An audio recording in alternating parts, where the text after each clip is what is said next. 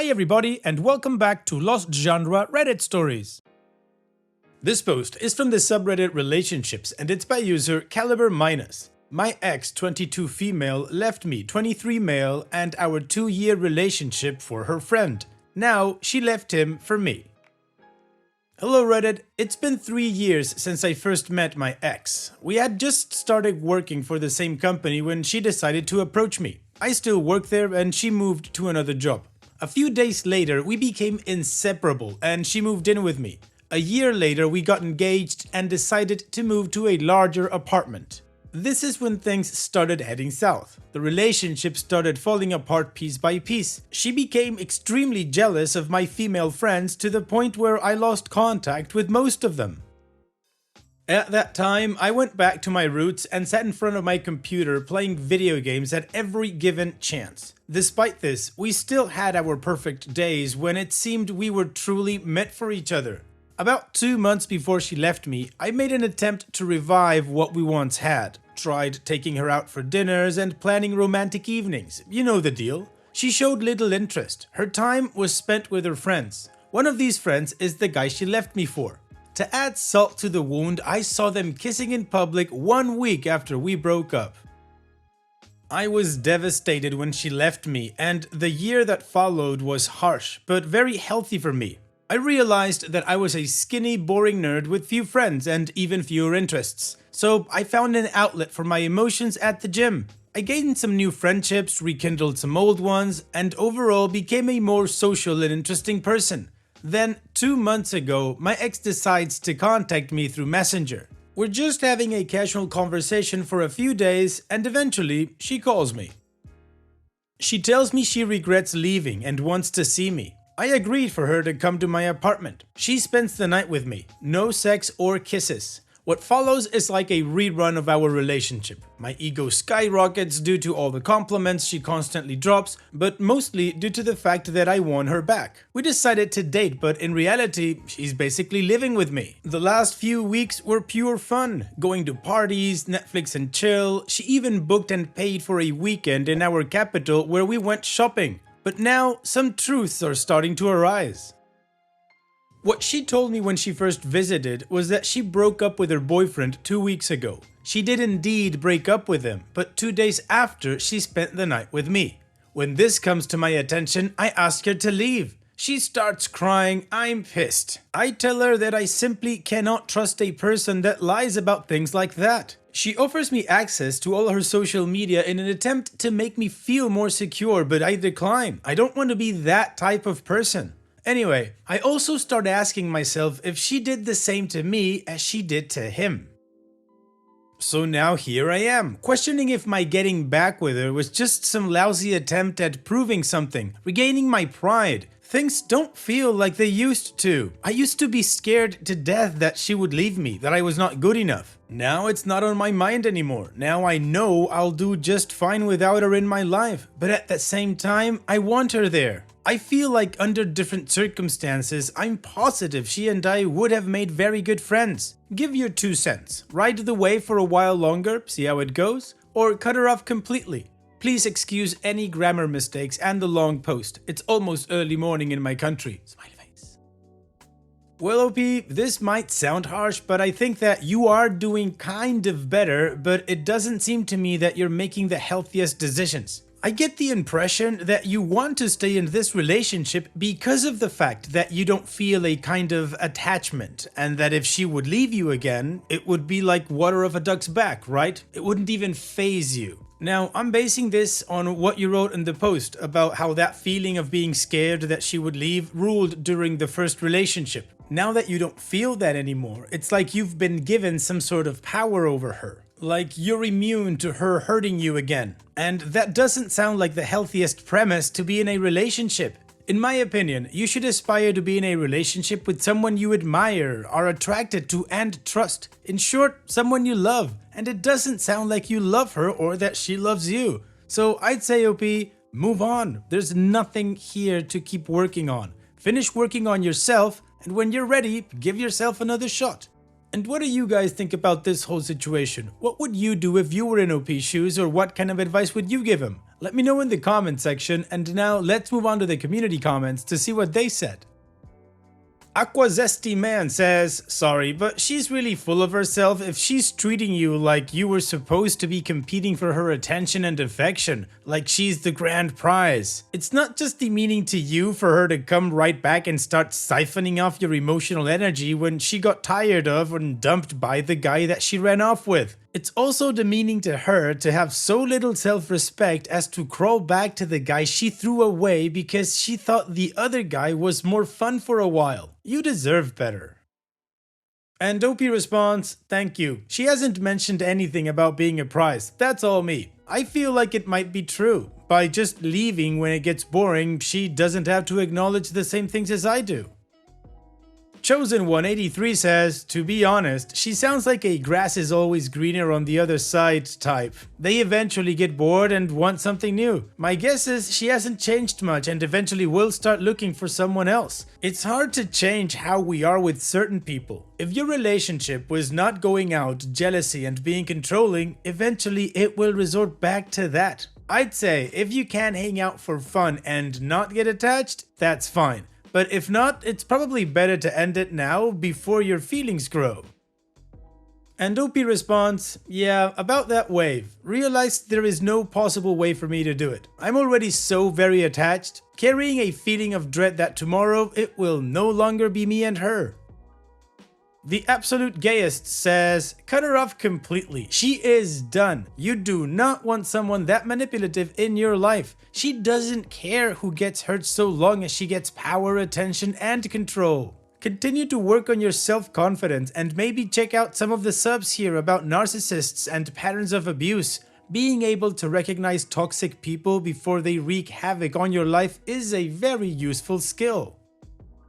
And OP responds, while I did not address your post earlier, I actually read it. As others as well have suggested, I spent hours upon hours reading about narcissistic personalities. She's not full-fledged one, but she sure fits many of the criterias. A bit too many. I tried so bad to find something that said persons with these problems can change. No luck this far. Thanks for the response, mate. Additional information from OP's comments. I've had a friend tell me she's most likely a narcissist, but I've met other girls, but none of them makes me feel as special as she does, and my friends are not big fans of me seeing her again. If I'm being honest with myself, my brain says no, but my heart says yes. Afraid of closing a door I can never open again. Afraid of making the mistake of my life. What worries me a bit is that she wants to partake in every single thing I do now.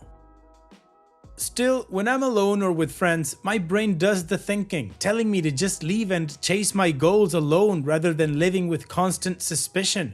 When I see her, it's like kryptonite. I wish I was as strong and smart as I'd like to be. Changes come through hard decisions though. Maybe I'll grow from this as well. She claims she's changed a lot, but as far as I know, she continued her life in the same way. I did tell her that if she pulled the same crap on me again, I'd throw her out, no questions asked. She admitted that she treated me like crap, but like many people here keep telling me, action trumps words. And if I'm being super honest, I might not want to admit it, but I'm probably way weaker than I'd like to imagine myself as. Do you know the worst part? With pure intention, I left out some of the worst things she did to me. I came here for someone to feed me the phrase, she could have changed, go for it. I lied to strangers on the internet, hoping for a slight confirmation that this girl and I might have a solid shot at a great loving future. Nevertheless, it felt great to vent. I'm leaving her tomorrow and I'll know it'll be devastating. Probably the point where I'll call sick on Monday, but so be it. Alright, well, the community definitely gave OP some things to think about, to the point that OP just came clean in the comment section that he was just looking for somebody to tell him what he was looking to get. That this toxic relationship somehow did have a bright future. Anyway, his conclusion is that he's going to leave her. So let's move on to the update to see how this story ends, but of course before that, here's another one of my playlists for you to enjoy after this video. Now let's move on to the update to see if OP followed through. Hello again Reddit, I posted here last week about getting back with my ex-girlfriend. Unfortunately, my post was not in the slightest as honest as it should have been. I came here looking for someone to tell me it was okay to get back with her, that times had changed both me and her. What I got was the realization that nothing had changed and that I should probably research narcissistic personalities. So today, when she came home from work, I was already sitting on the couch waiting for her. The second she set foot in the living room, I told her that me and her are not working out. She immediately gave me a hug, asking if I was being serious, and I said yes. What followed were 2 hours of both of us crying, hugging, and pleading for me to stay. "You can't do this to me. You need to give me a chance. I've changed. Don't listen to what people say. And we've made so many plans for our future." It all felt so wrong. In my mind, it was all so wrong, making the both of us cry, leaving something that, for the moment, felt so very good. My mind started traveling back and forth. All of it is very, very confusing. 1 minute, all I could think of was how deeply she hurt me. The other, how her teary eyes made me feel like the worst person ever. Eventually, I told her that she needed to leave. She still has a ton of clothes, makeup, and whatever at my place. I offered to pack it, but she said she'll manage it herself. That she'll call when she can collect her belongings. I suffered a major breakdown when she left. She's been on my mind every minute since. It's funny, the first time we met, she told me the guy before me cheated on her and basically was a douche. Now I'm starting to question if this was true. When she came back to me, I hoped she was different. She made several excuses for how she treated me in the past, and last time I disguised sadness with anger. Not a very healthy way of dealing with things. Now I do see that what she did to me was horrible. How can you miss a person that isolated you? Someone who told you how ugly you are? A person whose excuse consists of keep feeling sorry for yourself? Someone who spreads rumors of you cheating on her after she cheated on you? When she left me, it was via text. No explanation, no nothing. Despite it being dreadful, I still met up with her, told her why, and wished her the best of luck. That's the difference. When she discards you, you've served your purpose and are not worthy of more time. I still have that respect and kindness in me. She deserves an explanation as to why. Might not seem like much, but I do take pride in this. I choose to be a better person. While she does fit the criteria of a narcissist very well, I can never be sure, but I don't even need to be. The fact that she treated me like she was one should be enough not to miss her. The following months should be interesting. Maybe I never was a good boyfriend, maybe there are faults with me I don't see. What matters is I truly believe I treated her with respect, compassion, and love. Hopefully, one day, someone will do the same to me. One might argue that we do good deeds for other people simply to pleasure ourselves. I'll never know if I do my good deeds just to stroke my own ego. It's plausible I do, but I'd rather not think of it that way. This is a whole new perspective for me, but it could just be that she's an immature person that loves to project her own feelings and problems onto me. In that case, I sort of enabled her to continue this behavior, as I was at first willing to give her a clean slate, even after all the lies. Anyway, hopefully I'll find someone. Hopefully I won't compare that person to my ex. Well, OP, I'm gonna call this a very happy update. Not only did you end that toxic relationship, but you understood why. You understood that you still need to work on yourself, and you understood that you weren't truly healed and that you weren't all there. To the point that you admitted to lying to the community by just wanting somebody to tell you that you should go for it. Acknowledging the fact that you lied to yourself is immense growth, OP, so here's wishing you all the best in the future and your future adventures. Take care, OP, and thank you for sharing. Now, let's finish this video with a mood booster post. This post is from the subreddit Malicious Compliance, and it's by user DannyBao87. A new manager was older than me, so knew best way to run an event. I used to work part-time for my university running student events. Experience is the best teacher. I'd participated in these events as a student, assisted in these events under someone else as part of my scholarship, and as a staff member ran the events myself. We had a new college head who was much older, approximately 50 or 60, while everyone else was in their early 20s. This woman was the most pig-headed, arrogant fool you can imagine, and despite being new, she wouldn't sit back and observe how things worked or listen to those on our team who'd been there for years. No matter what you told her when she announced something that wouldn't work or would cause problems, the answer was the same. I'm older, so I know best. Didn't matter if it would take longer to do it her way, or in one case, if it was technically illegal. Of course, mistakes that we'd warned her would happen were always someone else's fault or swept under the carpet. Anyway, during the event planning, one look at the schedule told me she hadn't allocated the team properly, and here's the email exchange I had with her regarding this. Probably not a good idea to have the whole team in an hour before the event, most of them standing around doing nothing. Best to get 5 or so people in for setup, most of the team in for running the event, and hold back another 3 or 4 for cleanup. No, I want everyone in helping out equally an hour before the event. They are only meant to do 2 hours of work per event. If you have them an hour early for a 2-hour event, that's 3 hours. They'll all leave before cleanup. The slackers will slack off and the proactive will end up doing everything. I'm older than you. I know best. Just do as you're told. Cue malicious compliance.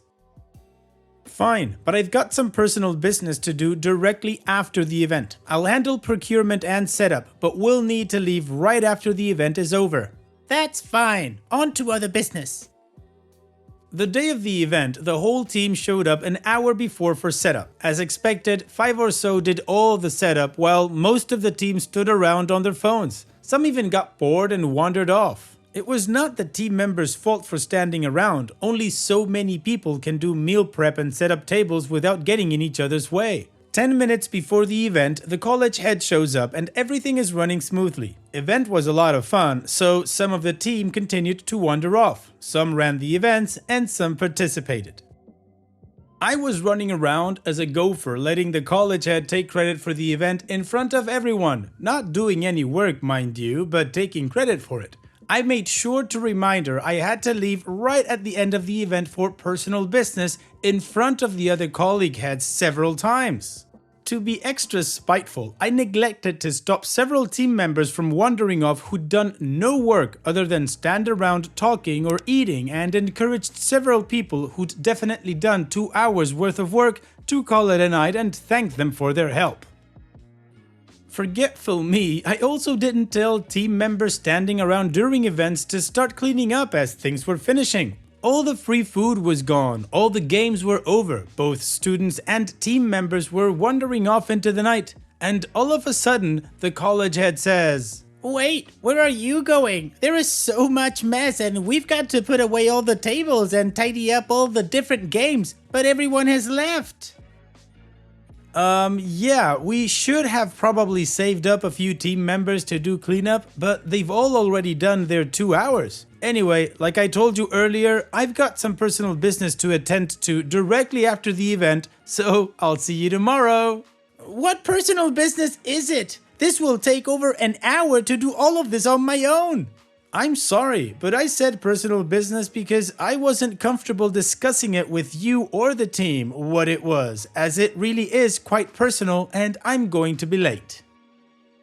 I wandered off to my home for my personal business of closing all my curtains and playing Xbox in my underwear, chuckling at the thought of that arrogant woman having to do all that work by herself. The formal complaint she put in for me leaving her to do it all didn't really go anywhere, as I just forwarded the email exchange to management. Sadly, pig-headed people are pig-headed because they don't learn no matter what. I eventually quit, and a few months later was introduced to my replacement's replacement, who was also ready to quit.